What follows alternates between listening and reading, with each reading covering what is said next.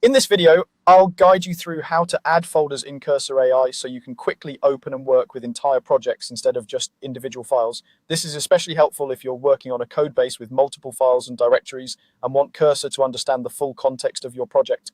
First, start by opening Cursor on your computer. If you already have it installed, launch it the same way you usually open any other application, either from your Applications folder, your taskbar, or your dock. Give it a moment to load, and you should see the main Cursor interface with your editor area and sidebar.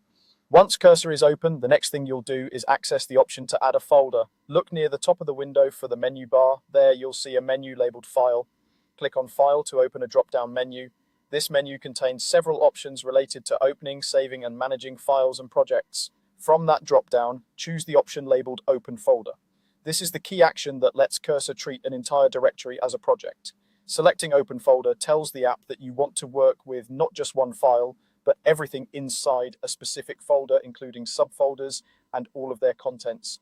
After you click Open Folder, a system file browser window will appear. This is the standard file selection window for your operating system, and it lets you navigate through your drives, directories, and folders. Take your time here to find the exact folder you want to add to Cursor. You might start at a common location like your desktop, your documents folder, or a dedicated code or projects folder.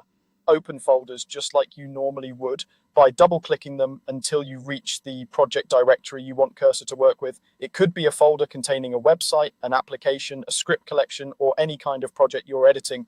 When you've located the right folder, single-click to highlight it. Make sure you're selecting the overall project folder, not just a subfolder inside it, unless you specifically want to work only within that smaller section. Choosing the top-level project folder usually gives Cursor the best context since it can see all related files and configuration. Now, to confirm your choice, look at the bottom right corner of the file browser window. You should see a button labeled either Select Folder or Open, depending on your operating system. Go ahead and click that button. This action tells Cursor to load that entire folder as a workspace.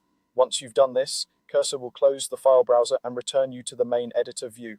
You should now see the folder you selected appear in the sidebar, often referred to as the Explorer or File tree.